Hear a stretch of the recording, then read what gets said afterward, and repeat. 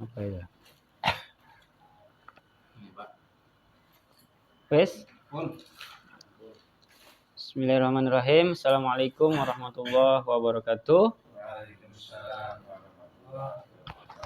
Bismillahirrahmanirrahim. Alhamdulillahirabbil alamin. Wa bihi nasta'in wal aqibatu lil muttaqin. Wassalatu wassalamu ala asyrofil anbiya'i wal mursalin. Ba'd. Bapak-bapak sekalian yang saya hormati, mari kita lanjutkan setelah tadi kita sama-sama membacakan surah Yasin dan lain-lain. Sekarang kita diskusi fikihnya dilanjutkan. Seperti biasa kita awali dengan bertawasul kepada Rasulullah SAW, juga menghadiahkan surah Fatihah untuk pengarang kitab Fathul Mu'in. Ila hadratin Nabi Mustafa sallallahu Muhammadin sallallahu alaihi wasallam wa ala alihi wa sahbihi wa sallam. Summa hadatan ila ruhi Syekh Zainuddin bin Abdul Aziz bin Al-Maribad Al-Faran wa sallim furuhi wa silsilati. Syawlillahi lahumul Fatihah. A'udzu billahi minasy syaithanir rajim. Bismillahirrahmanirrahim. Alhamdulillahi rabbil alamin arrahmanir rahim maliki yaumiddin. Iyyaka na'budu wa iyyaka nasta'in ihdinas siratal mustaqim. Shiratal ladzina an'amta 'alaihim ghairil maghdubi 'alaihim waladdallin. Amin. Masih melanjutkan tentang zakat ya. Kemarin syarat yang pertama itu ketika kita mau berzakat harus ada niat dalam hatinya. Nah, yang kedua wasanihima i'ta'uha. Syarat yang kedua dalam mengeluarkan zakat adalah memberikannya kepada orang yang berhak. I'ta'uha li mustahiqiha. Jadi yang pertama niat kita untuk mengeluarkan zakatnya, yang kedua ya kita keluarkan. Ya. Jadi bukan cuma niat tapi hartanya kita tahan-tahan. Nggak sah tuh zakatnya karena belum diberikan kepada mustahik. Mustahik itu orang yang berhak menerima zakat. Ada berapa? Zakatin yakni yang berhak menerima zakat, yakni man wujida min asnafisa min samaniyati, yaitu yang terdiri dari 8 golongan atau 8 macam kelompok masyarakat. Yang pertama al-madhkurati fil ayah, yang tersebut dalam ayat Al-Quran sendiri. Allah bilang innamas shadaqatu lil fuqara'i. Yang pertama yaitu golongan orang-orang miskin. Ya, orang-orang lil fuqara'i, orang-orang fakir. Wal masakin, dan orang-orang miskin. Apa sih bedanya fakir sama miskin? Nanti di depan ada tuh bedanya antara yang fakir dan miskin. Yang fakir, miskin, wal amilin, yaitu yang berikutnya nomor 3 amil zakat. Wal amilina 'alaiha. Amil itu kayak semacam panitia yang sengaja dibuat untuk menerima dan menyalurkan zakat tersebut. Wal mu'allafi qulubuhum, dan orang-orang yang mu'allaf. Jadi mu'alaf itu yang dari non-muslim masuk ke dalam Islam, mereka juga berhak menerima zakat. Jangan malah diperibet. Ini orang ada sih daya memu'alaf diribet-ribetin. Justru Islam mengajarkan dipermudah, bahkan berhak menerima zakat. Wa fir riqabi, kemudian ada hamba sahaya. Orang-orang yang hidupnya sudah menjadi milik tuannya dalam hal perbudakan zaman dulu ya. Wal gharimin, orang-orang yang mempunyai hutang. Ya. Itu juga termasuk mustahik. Wa fi sabilillah, juga pihak-pihak atau kelompok-kelompok orang atau individu-individu yang sabilillah. Sabilillah di sini orang-orang yang menegakkan agama Allah. Para siapa?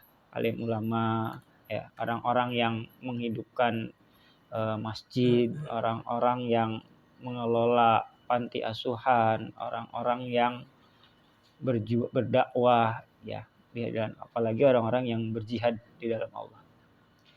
Wa ibnis sabil juga ibnu sabil.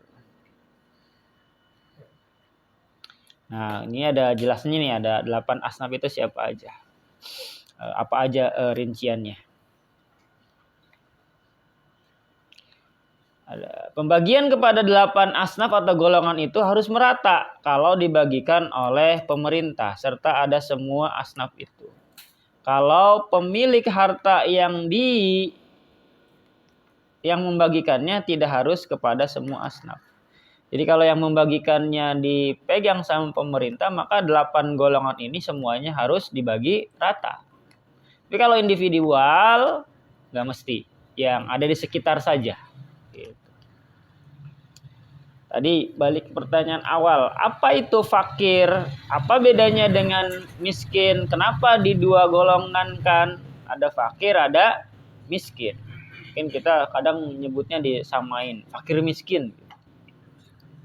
Wal fakiru, definisi fakir atau pengertian fakir, man laisa lahu malun wala kasabun. Ialah orang yang tidak punya harta benda dan tidak mempunyai pencarian yang layak. Itu namanya fakir. Dia nggak punya harta, juga nggak punya pekerjaan yang layak. Itu namanya fakir. Jadi dia dapat pendapatannya nggak menentu. Itu namanya fakir. Laikun, yaqa'u mauqi'an, yang memadai untuk kebutuhannya dan kebutuhan keluarganya. Itu namanya fakir. Min kifayatihi wa kifayati mamunihi wala yamna'ul faqra maskanuhu. Tidak menghalangi kefakiran walaupun mempunyai rumah dan pakaian. Dia punya rumah, tapi pendapatannya untuk sehari-hari aja masih kurang. Itu terus masih dalam kategori fakir. Sekalipun untuk berhias bagian hari dalam setahun, mesti hari raya, menghadiri resepsi dan sebagainya. Nah, di sini pengertian fakir ini ada 5 penjelasan yang berbeda. Yang pertama, fakir itu dijelaskan adalah orang yang sama sekali tidak punya harta dan mata pencarian. 0. Ya.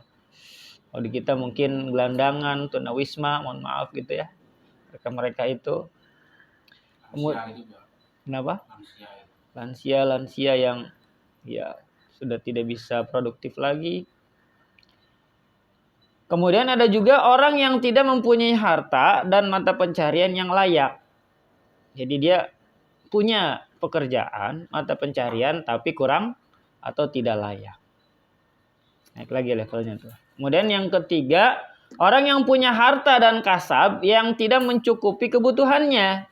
Misal, kebutuhannya sehari-hari 10.000. Sedangkan yang dia dapat kurang dari 10.000 itu namanya fakir. Kalau definisi negara kita mengkategorikan miskin itu berapa? Apabila pendapatannya atau pengeluarannya kurang dari 20.000. Jarang orang kita 20.000. Dalam ayat tersebut didahulukan asnaf fakir sebab sangat susah. Oke, jadi kategorinya dalam 8 golongan itu fakir inilah yang paling rendah. Apabila ada, dia yang harus kita dahulukan.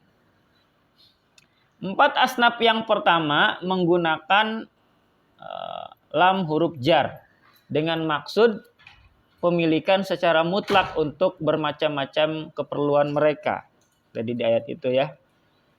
lil fuqara wal masakin wal amilin wal muallaf ya muallaf qulubihim, itu semuanya 3-4 asnaf yang pertama ini menggunakan alif lam. Ini menunjukkan bahwa maksud kepemilikan secara mutlak untuk bermacam-macam keperluan. Jadi benar-benar sangat membutuhkannya. Kemudian kalau 4 golongan yang berikutnya, fir riqab wal gharimin wa fi sabilillah wa bani sabil, fi huruf jar, ada yang pakai fi huruf jar, fi riqab. Ada dengan maksud menggunakan penerimanya untuk kepentingan tertentu. Iya, orang-orang yang berhutang kan udah kebutuhannya tertentu dia berhutangnya. Ada yang tambahan modal, ada yang beli rumah, segala macam. Seperti riqab untuk membayar angsuran kepada tuannya, gharim untuk membayar hutang. Dan yang terakhir, yang kelima, pada kalimat riqab wal gharimin dijarkan dengan satu fi. Wa fi riqab wal gharimin, enggak wa fi riqab wa fil gharim, tapi diatofkan sama riqab nih. Mengandung arti penerimaannya untuk kepentingan dan diberikan kepada orang lain. Sedangkan pada kalimat sabilillah dan ibnu sabil dengan huruf fi huruf jarnya. Wa fi sabilillah wa ibnu sabil. Jadi dua-dua. Mengandung arti bahwa penerimanya itu untuk keperluan mereka masing-masing. Demikian menurut kitab I'anatul Talibin. Jadi ada masing-masingnya itu.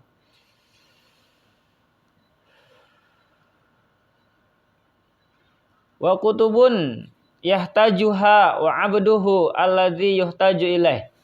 Tidak menghalangi kefakiran seseorang ialah kitab-kitab yang dia butuhkan. Hamba yang dibutuhkan untuk melayaninya dan harta yang gaib yang jauh dari dia. Dengan ukuran 2 marhalah. Hartanya jauh dari dia. Dia orang aslinya orang mana gitu kan. Mukim di tempat tertentu. Nah, di tempat domisilinya itu dia nggak punya apa-apa. Tapi di kampungnya dia mungkin berada. Nah, itu masih bisa dikatakan fakir. Dengan jarak bimarhalatin. Awil hadiri wa qad hila bainahu wa bainad dain al muajjal wal kasbu alladzi la yaliqu bih. Atau hartanya yang dekat, hanya saja terhalang antara orang itu dengan hartanya sehingga tidak dapat diambil. Umpamanya terhalang oleh pengacau atau banjir dan sebagainya. Hartanya dekat, cuma di kampung sebelah. Tapi kalau lewat situ di jalannya ada begal. Wah, itu juga fakir maksudnya tuh. Atau hartanya di kampung sebelah tapi kehalang sama banjir. Mau ngambilnya susah. Nah, dia termasuk dalam kategori fakir. Hal lain yang tidak menghalangi kefakiran ialah mempunyai mata pencarian yang tidak layak dan piutang yang ditangguhkan pembayarannya. Oh, jadi banyak nih sebab-sebab orang fakir itu ya. Wa afta ba'duhum, sebagian ulama memberikan fatwanya, inna huliyal mar'ah, bahwa sesungguhnya perhiasan perempuan yang layak baginya, ala ikbiha al muhtajah litazayyun bihi, tidak berlebihan menurut adat, yang dibutuhkan untuk perhiasan menurut adat tidak menghalangi kefakirannya. Bahkan orang yang punya perhiasan pun ketika tidak berlebihan adanya saja, bahkan ada ulama yang mengatakan itu juga masih fakir. La yamna'u faqraha wa sawabuhu syaikhuna. Nah, itu yang fakir itu. Kalau kita sering mendengar ceramah-ceramah para mubalik itu, ya, itu ketika orang fakir itu dia tidak mencukupi kebutuhannya atau sama sekali nggak punya pekerjaan. Biasanya yang dipakai itu definisi yang pertama nih. Orang yang sama sekali tidak punya harta dan tidak punya pekerjaan. Lalu miskin apa? Wal miskinu mangqadara ala malin aw kasabin yaqa'u mauqi'an min hajatihi. Ialah orang yang mempunyai kemampuan harta atau mata pencarian yang menghasilkan penghasilan untuk kebutuhannya, hanya saja tidak mencukupi. Kerjaannya udah layak, gaji bulanan, tapi nggak mencukupi terus. Besar pasak daripada tiang. Hitung-hitung nih tekor terus nih. Gajinya sekian juta, pengeluarannya sebulan lebih dari itu. Nah, itu termasuknya miskin.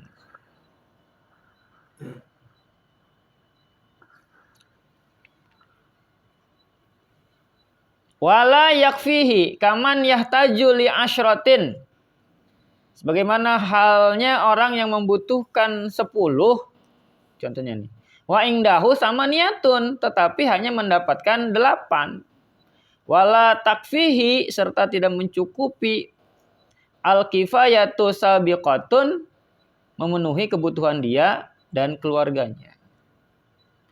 Wa in malaka aktsara min nisabin, walaupun dia memiliki lebih dari 1 nisab, hatta anna lil imami, sehingga pemerintah berhak memungut zakatnya dan memberikan lagi kepadanya. Zakatnya diambil, begitu dibagiin dia kebagian lagi. Nah, itu si miskin tuh. Karena hartanya dia ada sebenarnya, tapi tidak cukup.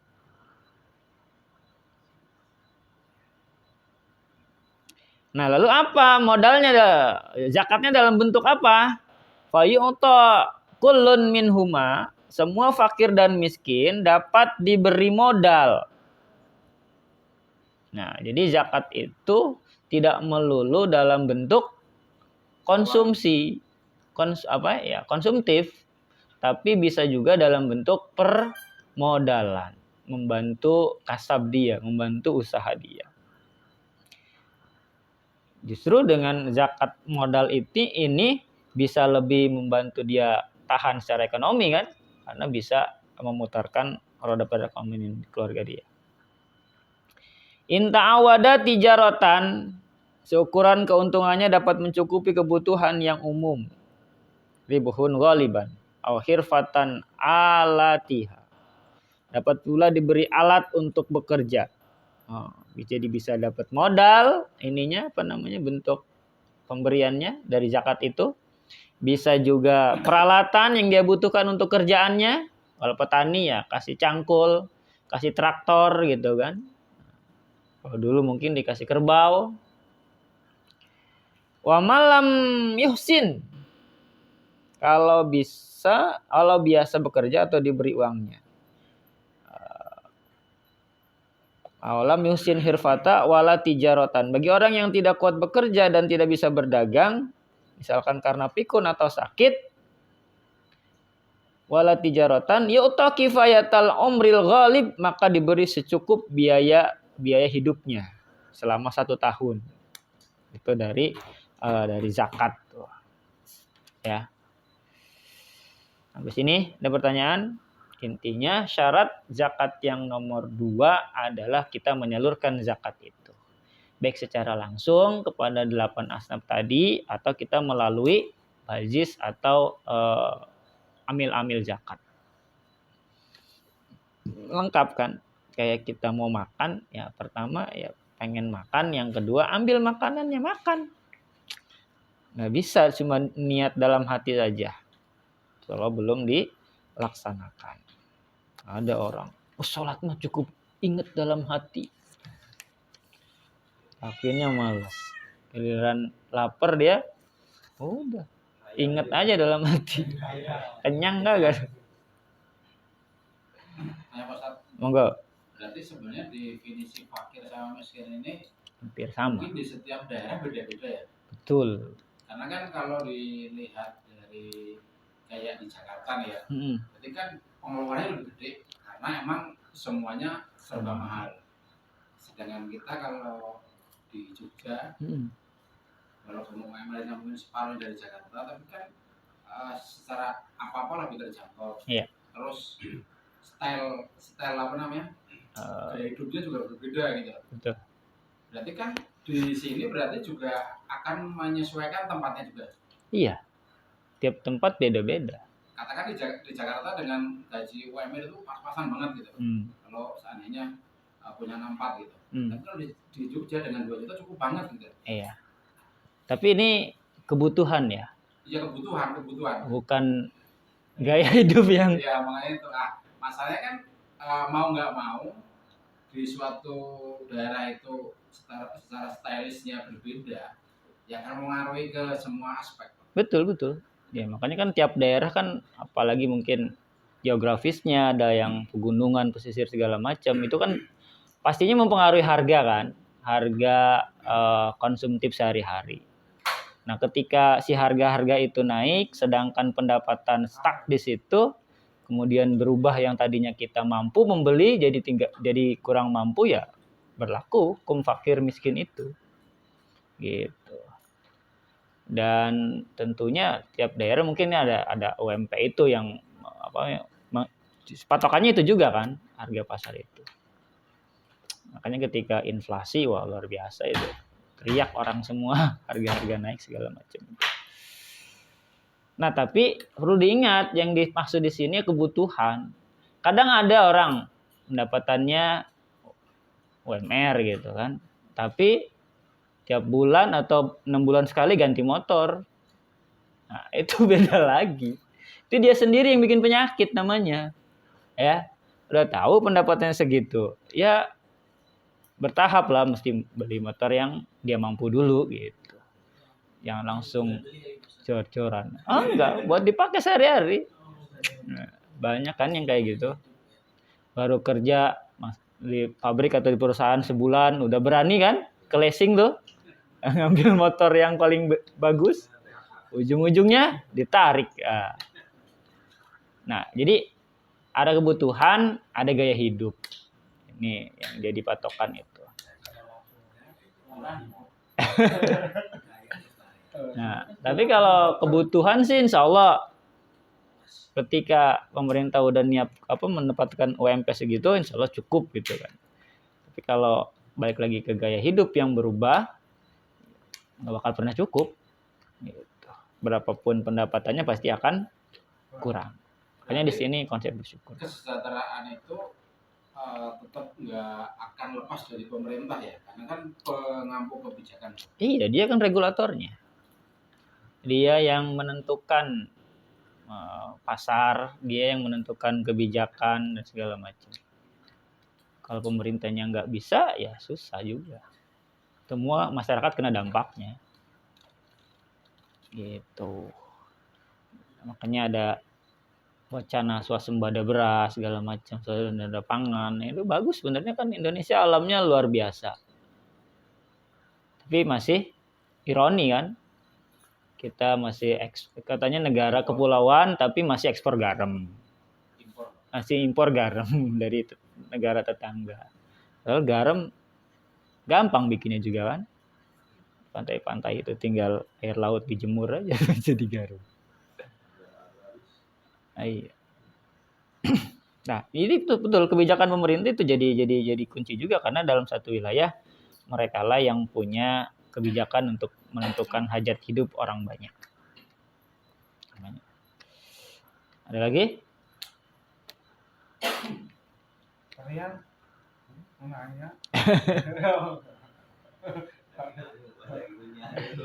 Nah, ini juga baru kita tahu nih bahwa pemberian zakat itu nggak melulu uang gitu, bisa bentuknya modal usaha, bisa juga peralatan yang mereka butuhkan untuk usahanya. Kalau dia misalkan kurir, ya kasih motor gitu kan yang bisa dipakai buat itu. Disesuaikan dengan kebutuhannya. Makanya ada tuh di beberapa masjid di Jawa itu, mereka ngalurin zakat itu dalam bentuk modal usaha. Keren tuh. Ya, jadi misalkan bikin warung dimodalin sama dia. Jadi bukan konsumtif sehari-hari yang habis pakai gitu. Jadi bisa manjang.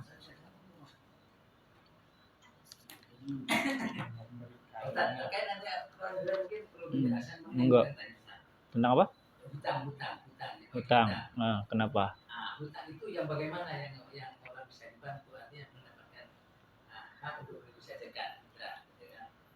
Apakah itu orang yang punya hutang jatuh pailit, yang katakanlah dia bisa hutangnya sehingga dia tidak punya kemampuan untuk atau hutang-hutang yang bagaimana? Semua punya hutang. Yang pertama, hutangnya bukan untuk tujuan maksiat.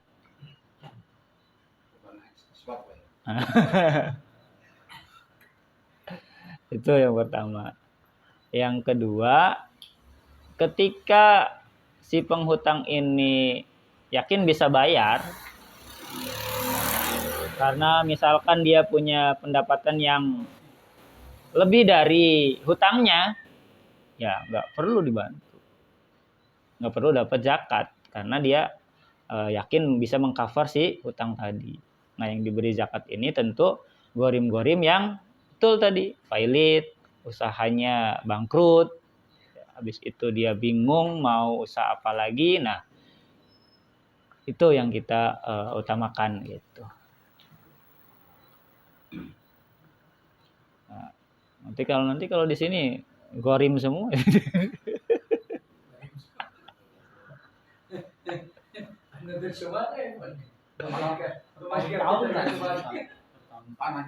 Kan zakatnya tidak hanya sekedar zakat ini kan, zakat fitrah, zakat mal, dan macam-macamnya kan. Iya, zakat secara keseluruhan. Kalau yang fitrah kan memang udah jelas disalurkan buat fakir miskin tadi, terutama fakir miskin ya untuk zakat fitrah. Karena harapannya fitrah itu jangka pendek kan. Jadi hanya dalam rangka merayakan hari raya gitu. Tapi kalau zakat mal ini yang bisa meluas tadi tuh, baik bentuk modal, bentuk alat usaha dan seterusnya. Iya. Nah, jadi ya betul, orang-orang yang kelilit utangnya luar biasa sampai dia nggak bisa bayar dan seterusnya itu. Tapi kalau masih bisa cover dari gaji dia, itu sih mungkin kalau nggak ada asnaf lain, fakirnya udah habis, miskinnya udah habis, baru ke situ tuh. Tapi kalau misalnya masih banyak yang fakir miskin, mereka yang utama. Gitu. Makanya kan kalau teori ekonomi bilang apa?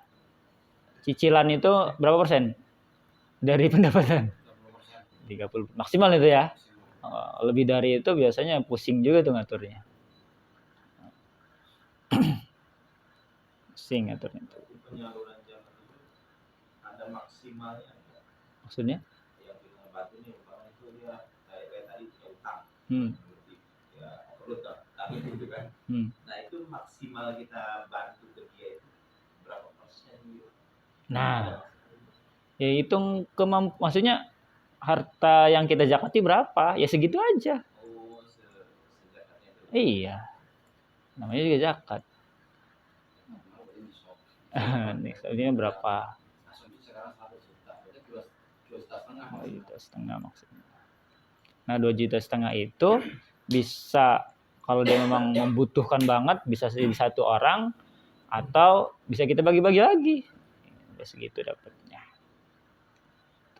Tapi kalau mau lebih dari ketentuan 2,5 ya bukan zakat lagi jatuhnya. Mungkin kita mau sedekah, mau nolong dia dan seterusnya gitu. Makanya perlu ada bajis ini, dalam artian kan ketika zakat dari orang-orang yang terkumpul, otomatis kan nominalnya gede nih.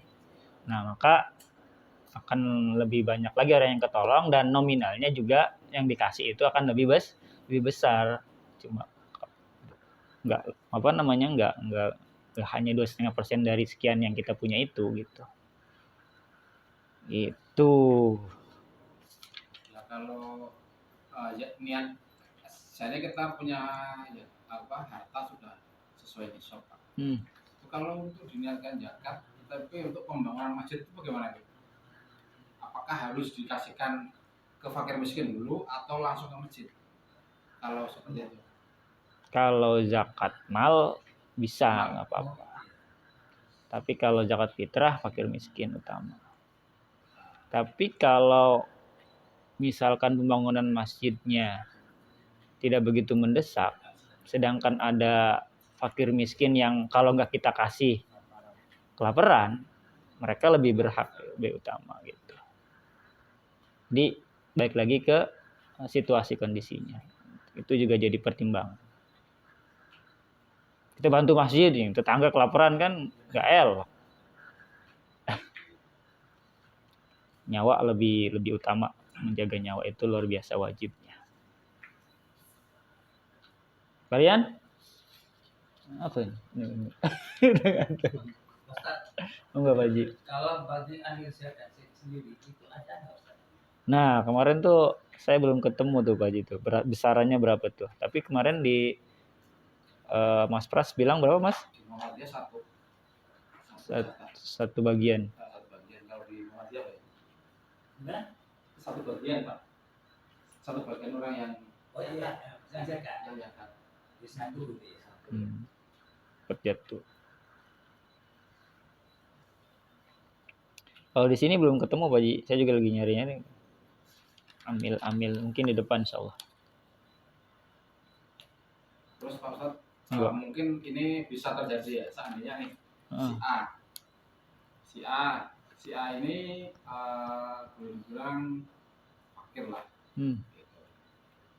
Terus si D sama si E itu kan karena belum adanya baitul mal lah atau yang mengelola gitu. Terus si D ngasih ke A, si E ngasih ke A gitu. Itu bagaimana Pak?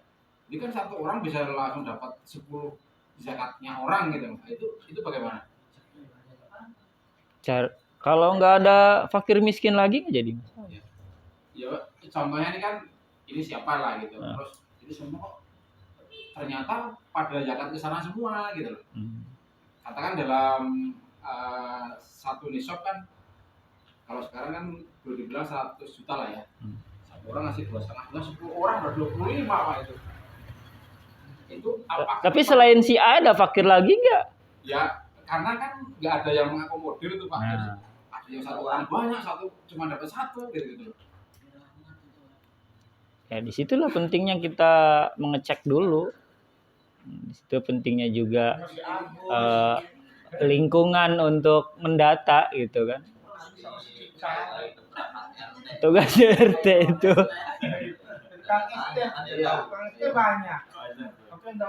Banyak yang satu. Iya, untuk antisipasi sebaiknya kita sebelum ngasih itu konsultasi sama perangkat RT RW gitu.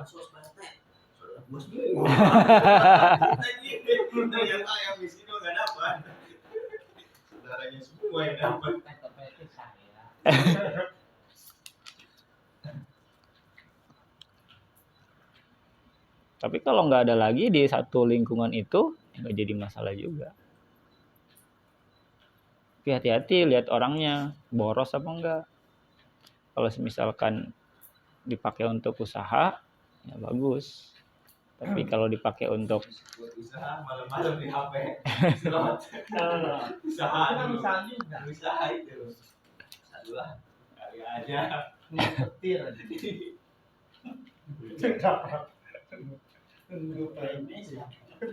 Ya Pak. Ya. Ini mungkin kejadian nih. Jadi kan maaf nih, ini bukan mandi, bukan enggak. Jadi seseorang itu tiba-tiba jadi fakir gitu, atau jadi miskin. Gitu. Gara-gara judi ini bagaimana Pak? Mungkin mau limo lah kita ngomongnya. Gitu. Masat mana? Mendem. Itu dalam-dalamnya. Gue nggak ngerti, percuma lo minta apa lima. Ditanya dulu, tobat nggak? Kalau dianya nggak mau sekarang dapat duit lah jadi seandainya ya si A ini dapat dari Pak Rito set tiba-tiba aneh lagi kumat lagi Pak terus tuh Pak Juanda mau ngasih dikasih nggak ya? Ya kalau sudah ketahuan kumat lagi ya jangan dikasih. Iya kalau kita kasih sama aja kita ngumpanin dia buat ngasihnya gimana dulu? Ya ngasihnya gimana dulu? Ya Ya dikasih, masa dikasih. Kalau ngasihnya nitip, kalau menang beli dua. Iya. Itu kan zakat ya, Pak. Nitip ya, Pak. Iya. Parah ya. Syariah Iya, ngasih modal juga kan sama. Nggak mau capek nih. nanam saham. Pokoknya gua tahu kecil kayaknya. Dikit lagi nih. Tadi ketawa. Kan ngasih modal itu paling gitu. Jadi bayanginnya di sana. Bayangin. Bosnya nih. Wasuddiqa mudda'i fakrin, dapat dibenarkan orang yang mengaku fakir. Nah, gimana nih kalau ada orang-orang yang ngaku-ngaku fakir, kita langsung kasih apa enggak nih? Wa maskanatin, dan juga miskin. Wa ajzin an kasbin, dan tidak kuat berusaha. Walau qawiyan jildan, walaupun fisiknya masih kuat. Bila yaminin, dengan tidak disumpah. Jadi kalau ada orang-orang ngaku fakir atau miskin, nggak punya usaha, walaupun kelihatannya dia masih seger gitu kan, masih kuat, masih jeg-jeg, itu bisa kita percaya. Dengan catatan orangnya bukan pembohong. Kita belum pernah tahu dia bohong gitu. La mudda'i, tidak dapat langsung dibenarkan, dipercaya orang yang mengaku antala fimalin, telah rusak hartanya karena dicuri atau kebakaran. Ngurifa, bila bayinatin, yang telah diketahui bahwa orang itu mempunyai harta tersebut tanpa saksi, jadi harus ada saksi. Jadi kalau ada orang ngaku, wah harta saya kerampokan, harta saya kecurian, kebakaran, nah itu jangan langsung dipercaya. Itu. Wal amilu, yang berikutnya nomor 3 ini amil. Siapa amil itu? Kasain, seperti orang yang mengedarkan. Wahwa man yab'asuhul imam bi ahdi zakah, yang memungut zakat kemudian membagikannya, wa qasami, mengumpulkannya,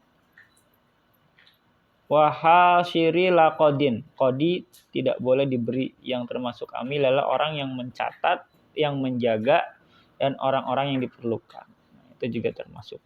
Tapi berapanya ini enggak disebutin Pak Jin. Mungkin di referensi yang lain.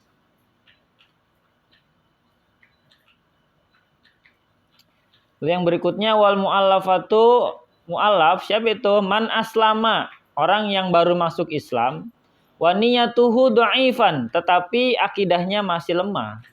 Keimanannya masih lemah. Nah, kita support dengan zakat tadi dengan harapan, oh iya ternyata di Islam kita banyak saudara yang membantu. Aulahu, orang yang mempunyai aulahu syarafun, yatawaqqa'u bi i'ta'ihi islamu ghairihi. Orang yang mempunyai kedudukan bila diberi zakat dapat mengislamkan orang lain. Orang muslim yang bertugas untuk menjaga keamanan umum dari gangguan kaum fakir, orang yang memerangi atau menakut-nakuti orang yang enggan zakat sehingga mengeluarkannya. Nah, ini mu'allaf orang yang baru masuk Islam. Maknanya Pak? Iya. Itu berapa lama? Apanya? Sampai berapa lama? Yang mu'alaf itu? Ya mesti kita bisa ngasih zakat itu sampai berapa lama gitu? Tergantung orangnya. Kalau misalkan dia, mohon maaf, sebelum Muslim udah kaya, ya sebentar juga nggak mesti lama. Sampai di situ timbul keimanan yang kuat. Misalkan udah mulai rutin sholatnya. Jadi, tapi ada juga kan orang yang mu'alaf itu justru, mohon maaf, misalkan diusir dari keluarganya. Nah, ini yang butuh zakat yang intensif nih kayak gini. Sampai dia benar-benar bisa mandiri, bisa punya penghasilan gitu, dibantu terus. Gitu. Tapi kalau dia mualaf tapi punya penghasilan yang cukup, sebentar aja, maksudnya yang penting dari masjid atau dari sekitarnya tuh bisa ngasih pemberian sebagai apa? Sebagai ucapan persaudaraan lah gitu dari zakat itu.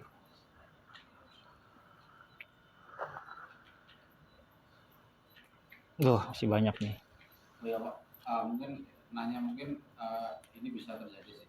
Jadi kan tadi disebutin bahwa salah satu yang menerima kan adalah amil ya. Terus kalau untuk operasionalnya gimana? Kan sekarang butuh operasional, kita banner lah macam-macam, bagaimana Pak? Iya, dialokasikan juga. Jadi berarti dari situ bisa langsung dialokasikan nih untuk operasionalnya. Biasanya terpisah. Kayak kurban. Jadi zakatnya sekian, operasionalnya beda lagi misalkan gitu. Maksudnya operasional diambilkan dari zakat itu bisa nggak? Nggak bisa. Terpisah lagi, dia nambah lagi. Bisa. Jadi yang zakat itu memberikan kelebihan lagi untuk mengelolanya. Itu yang bagusnya. Tapi biasanya di masjid itu kan sudah ada dana juga biasanya. Itu juga bisa dipakai. Kalau enggak dari si muzakinya diminta lagi. Atau enggak diminta persetujuan, apakah boleh dari zakat itu digunakan untuk operasional. Kalau kata si muzakinya monggo, ya itu halal, apa-apa. Itu lebih ke akarnya ya. Iya. Tapi yang lebih afdol biasanya dipisah. Ini zakatnya silakan disalurkan, ini untuk operasionalnya. Itu yang lebih ini. Seperti itu. Yang saya tahu, mungkin ada referensi lain, monggo di konfer. Atau bisa jadi juga yang dimaksud jatah si amil ini juga termasuk dari biaya operasional itu. Jadi dia dapat, operasionalnya juga dapat. Yang kita kan nyalurin kan butuh bensin segala macam kan, ambil dari situ. Share lagi, Pak Haji? Rinto? Cukup ya? Wariqabu, yang selanjutnya riqab, hamba sahaya, wal mukatabuna, summa qala Allahu a'lam bishawab. Demikian untuk diskusi fikih kita malam Jumat hari ini. Mudah-mudahan bermanfaat untuk menambah wawasan kita. Syukur-syukur bisa diamalkan. Kita mulai tahun ini, mulai bulan ini bisa menyalurkan zakat kita. Amin ya rabbal alamin. Demikian, mohon maaf apabila ada penjelasan yang kurang tepat. Bila taufiq wal hidayah. Assalamualaikum warahmatullahi wabarakatuh. Waalaikumsalam.